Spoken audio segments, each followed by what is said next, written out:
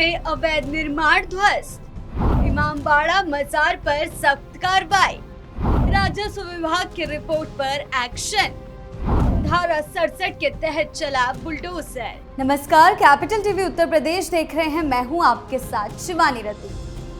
Bulldozer का नाम गूंजते ही सियासत से लेकर सड़क तक हलचल तेज हो जाती है। एक तरफ जहां संभल से लेकर गाजियाबाद तक प्रशासन का पीला पंजा अवैध निर्माणों, मजारों और अवैध कॉलोनियों को मिट्टी में मिला रहा है, वहीं दूसरी तरफ इस पूरी कार्रवाई को लेकर उठ रहे सवालों के बीच देश की सबसे बड़ी अदालत यानी सुप्रीम कोर्ट ने एक बेहद बड़ा और ऐतिहासिक रुख साफ कर दिया है। सुप्रीम कोर्ट ने दो टुक शब्दों में साफ कर दिया कि कानून का राज स्थापित करने के लिए बुलडोजर का चलना गलत नहीं है, लेकिन इसका इस्तेमाल किसी को चुन चुनकर निशाना बनाने के लिए नहीं किया जा सकता।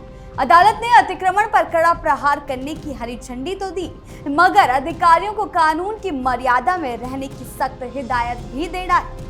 आखिर जमीन पर प्रशासन का ये एक्शन कितना बड़ा है?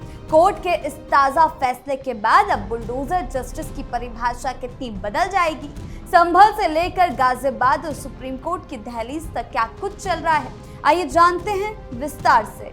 संभल में प्रशासन की संयुक्त टीम ने आज मुकरबरपुर और मढ़न गांव में सरकारी जमीन पर बने अवैध धार्मिक ढांचों को बुलडोजर चलाकर ध्वस्त कर दिया है। एसडीएम विकास चंद्र और तहसीलदार धीरेन्द्र कुमार सिंह के नेतृत्व में यह कार्रवाई राजस्व विभाग की रिपोर्ट और न्यायिक मजिस्ट्रेट के आदेश पर धारा 67 के तहत की गई।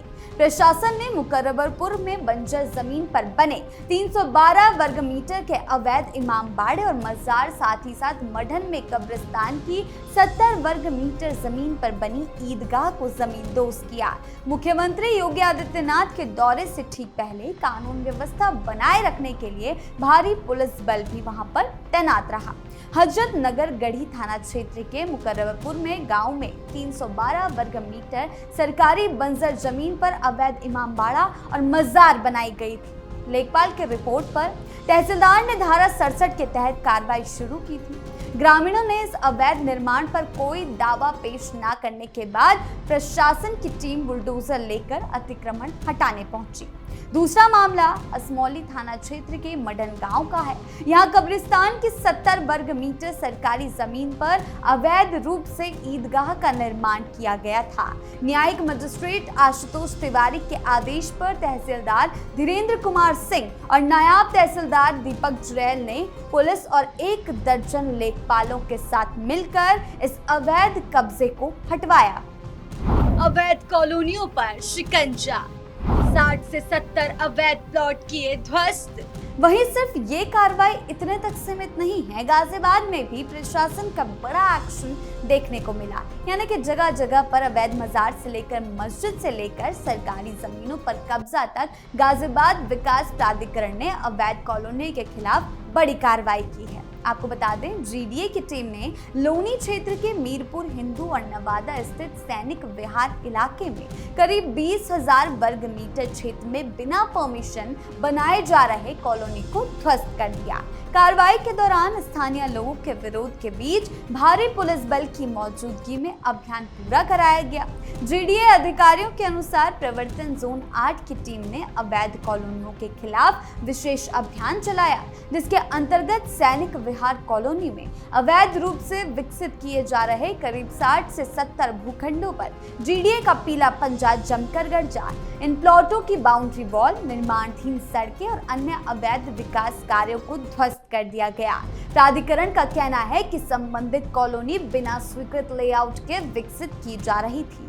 ध्वस्तीकरण के दौरान स्थानीय निर्माणकर्ताओं ने कार्रवाई का विरोध किया, जिसमें कुछ देर के लिए मौके पर तनाव की स्थिति बन गई। हालांकि जीडीए पुलिस और स्थानीय पुलिस ने स्थिति को नियंत्रण रखा, जिसके बाद बुलडोजर की कार्रवाई लगातार जारी रही। पूरे अभियान के दौरान सुरक्षा व्यवस्था कड़ी रखी गई ताकि किसी भी प्रकार की अप्रिय घटना ना हो।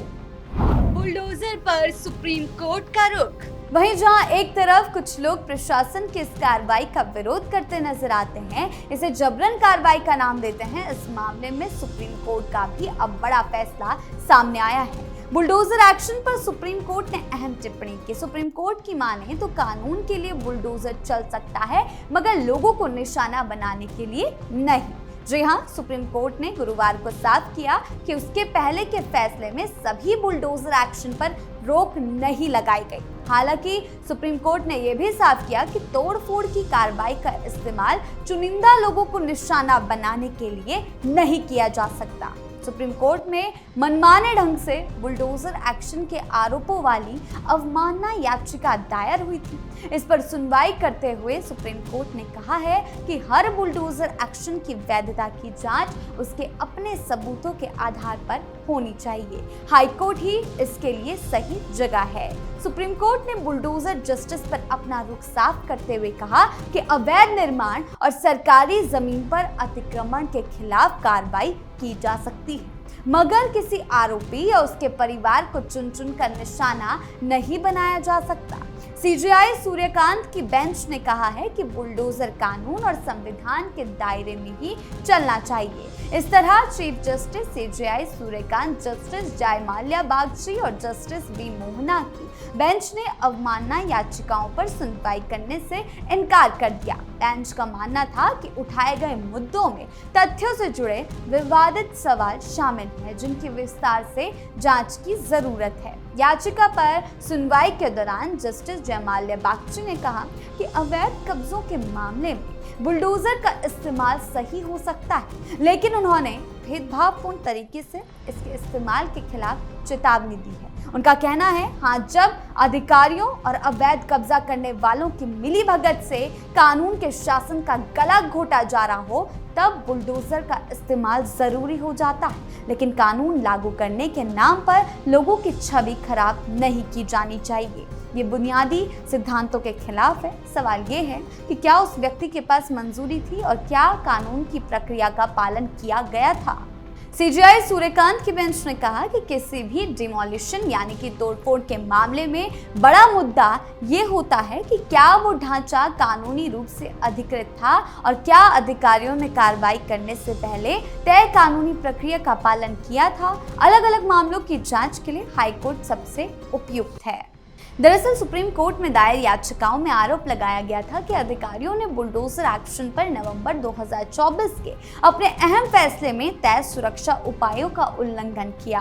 हालांकि बेंच ने कहा कि उन आरोपों के लिए तथ्यों की जांच जरूरी है, इसलिए ये जांचने के लिए कि क्या वो उचित प्रक्रिया का पालन किया गया था, हाई कोर्ट ही सही मंच है। सुप्रीम कोर्ट ने कहा कि नवंबर 2024 के उसके फैसले को उसमें बताए गए अपवादों के साथ पढ़ा जाना चाहिए, न कि किसी अलग कानूनी प्रावधान के तौर पर। उसने यह भी कहा कि बुलडोजर एक्शन के अलग अलग मामलों में तथ्यों से जुड़े विवादों को सुलझाने के लिए अवमानना की कार्यवाही सही तरीका नहीं है। इसके अनुसार सुप्रीम कोर्ट ने सभी लंबित याचिकाओं को संबंधित हाई कोर्ट में ट्रांसफर कर दिया और हर कानूनी और तथ्यात्मक मुद्दे को नए सिरे से विचार के लिए खुला छोड़ दिया है।